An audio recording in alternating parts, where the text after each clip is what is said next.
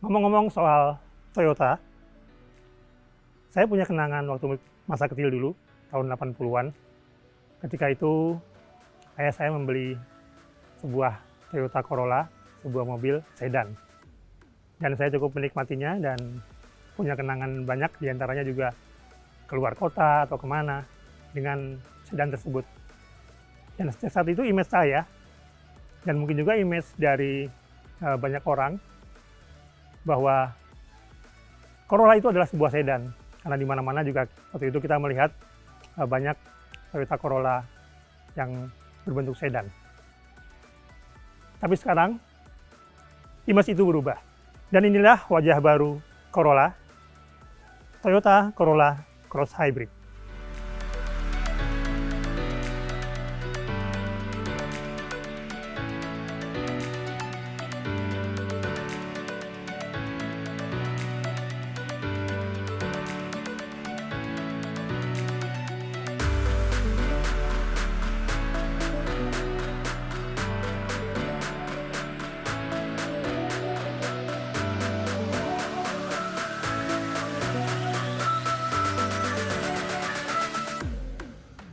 Halo, Anda sedang menyaksikan kanal Motor1.com Indonesia, dan di sebelah saya sekarang ada sebuah mobil crossover, yaitu Toyota Corolla Cross Hybrid.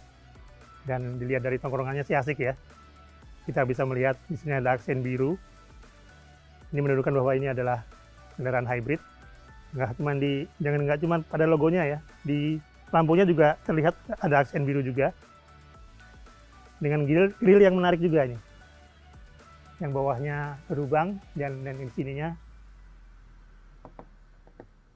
tertutup. Mobil ini memiliki kapasitas mesin 1800 cc, tapi kita tidak akan membahas lebih dalam tentang mesin itu ya, karena kita akan membahas mengenai 10 hal menarik dari mobil ini, Toyota Corolla Cross Hybrid.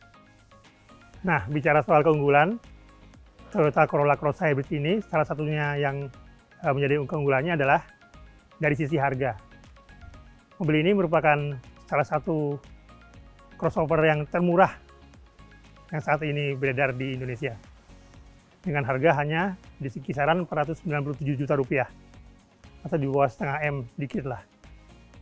Nah, dibandingkan dengan hybrid lainnya, itu harganya mencapai kisaran miliaran semua rata-rata. Dan itu sudah wajar di antara kelas hybrid ini. Nah, bicara soal mobil hybrid ini ya, dikenal dengan mobil yang irit, namanya juga hybrid kan. Nah, salah satu sumber keiritannya itu ya dari rem ini. Dan mobil ini memiliki sistem regenerating brake. Jadi ketika kita mengerem, itu akan menghasilkan daya kembali. Jadi nggak perlu repot-repot ngecas lagi gitu loh. Udah ada daya lagi dari hasil pengereman itu. Setelah ngerem, menyimpan daya, dan kemudian baterainya bisa naik lagi. Seperti itu.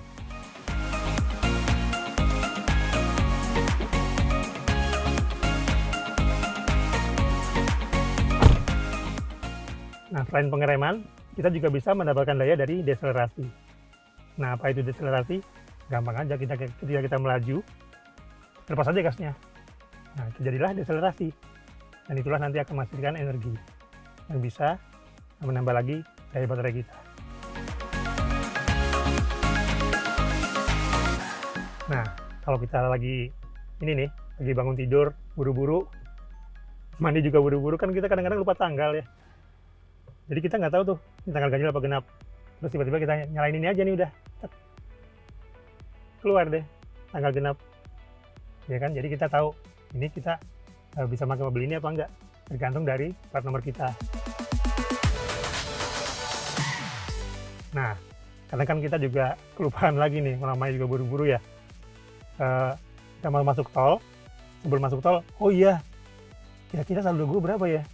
E-money gue berapa ya? Nah, di sini gampang, ada fiturnya soalnya, namanya NFC. Tinggal klik aja aplikasi ini, lalu klik e-money.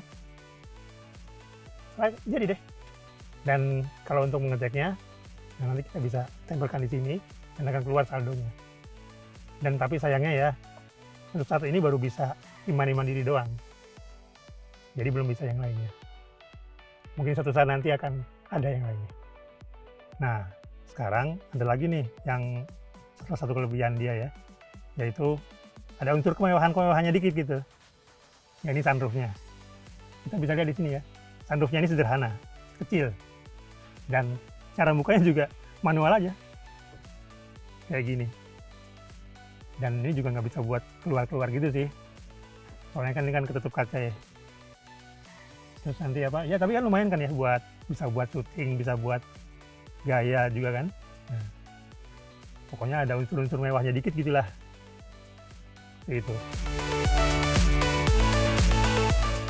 Nah, kelebihan lainnya nih di sini ya, di mobil ini ada yang namanya cluster meter. Nah, cluster meternya itu terdiri dari 3 bagian.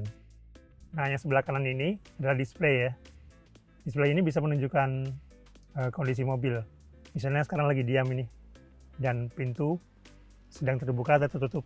Di sini bisa kelihatan displaynya dari display ini. Dan kemudian juga bisa juga odometernya, bisa juga apa namanya ketika mobil berjalan nih terutama ya, kita bisa melihat kinerja dari rem regenerasi tadi. Jadi ketika kita mengerem itu kita menghasilkan daya berapa tuh di sini ada di display ini.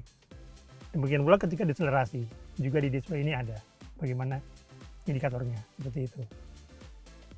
Nah, yang bagian tengah ini ada speedometer. Nah, speedometer ini kan ya sudah umum lah ya. Kita mengetahuinya untuk mengetahui kecepatan berapa kecepatan kita, dan juga di situ juga ada indikator bensin.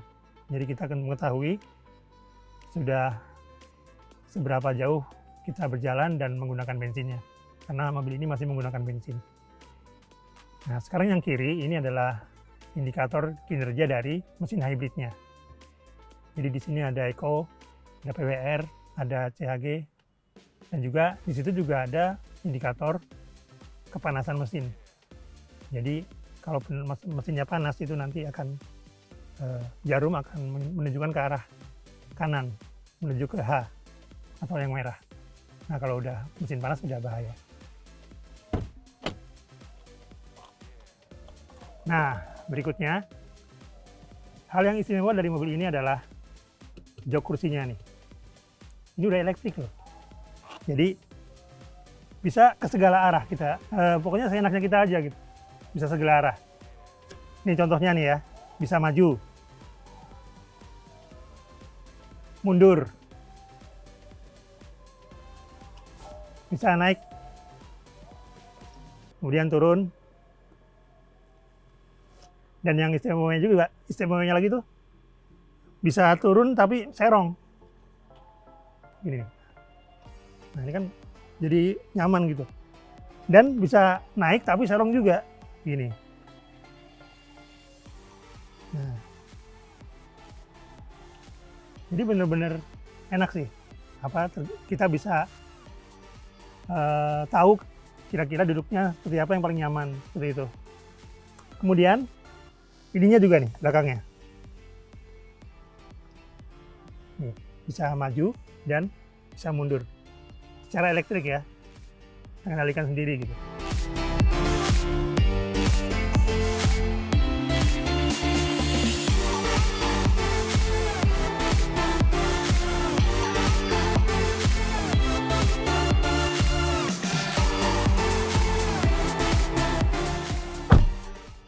Nah, sekarang kita ke bagian belakang ya. Inilah salah satu kelebihan yang lain dari mobil ini, yaitu space-nya ya yang lega gitu loh. Jadi lihat dari head space-nya juga, tinggi saya 179 cm, dan lihat ini head space-nya juga masih longgar ya, masih tinggi, jadi enak nggak sempit gitu loh. Nah, demikian juga dengan leg space-nya ini. Dan kita juga bisa agak dimajuin gitu kakinya, jadi makin lega gitu di sini. Nah, inilah salah satu kelebihan yang lain Ya meskipun di sini kantongnya cuma satu ya, di sini nggak ada kantongnya, tapi ya nggak masalah lah itu. Soalnya ini kan mobil yang hybrid tapi dengan harga yang terjangkau.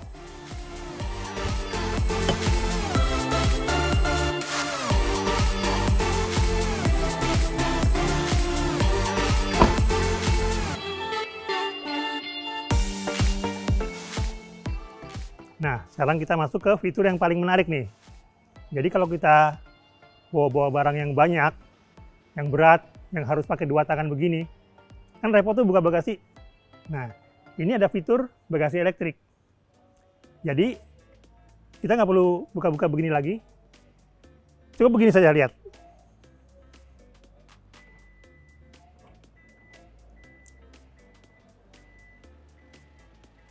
Ya, terbuka. Dan kita bisa naruh barang di sini. Selesailah tugas kita. Dan space-nya bagasi ini juga bisa lebih besar lagi ya. Kalau ini diturunin nih, kursi tengahnya. Sana, kita bisa naruh barang lebih banyak lagi. Jadi, mobil SUV ini benar-benar bisa memuat banyak barang juga. Seperti itu. Kemudian kalau nutup,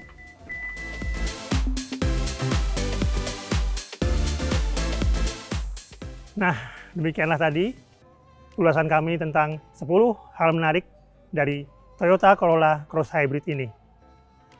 Jangan lupa subscribe, like, dan share motor1.com Indonesia, dan temukan kami di berbagai sosial media, Facebook, Instagram, dan Twitter. Dan juga mampir-mampir ke www.id.motor1.com. Dah.